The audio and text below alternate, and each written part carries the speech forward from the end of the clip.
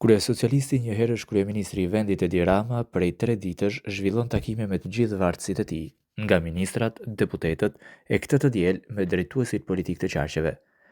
Në kushtet kur zgjedhjet e 11 majit afrojnë, frika e humbjes së mandatit të 4 historik të Edi Ramës me Erion Veliaj në burg, e si këtë të fundit, një pjesë të madhe të ministrave e deri te zëvendësi i tij në kërkim, Rama kërkon maksimizimin e votave për të ruajtur pushtetin.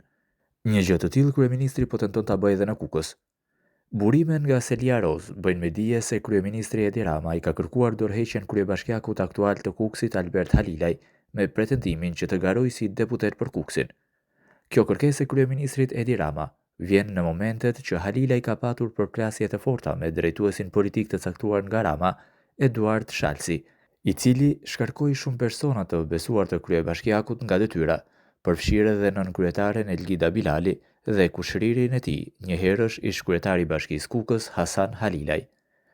Të njëjtat burime bëjnë me dije se Rama kërkon ta kandidojë Albert Halilajin të dytin në listën e Kukësit, pra në listë të hapur për të maksimizuar votën, por një lëvizje e tillë mund t'i kushtonte shumë Halilajt, pasi asnjëherë në Kukës Partia Socialiste nuk ka arritur të marrë 2 mandate, e aq më tepër tashmë kur qeveria ka kaluar 3 mandate.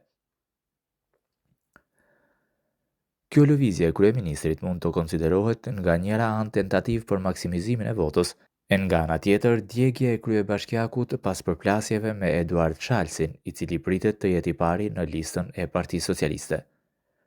Por teksa Rama së shpejti pritet të mbledh kryesinë e të shpallë listat, nuk dihet ende nëse Halilaj do të pranojë të dorëzojë dorëheqjen dhe njëherësh bashkinë dhe të hyjë në garë për një vend në parlament. Refuzimin nga ana tjetër mund t'i sjellë atij fatin e ish kryebashkiakut të Hasit, Liman Morina, të cilit i preu financimet.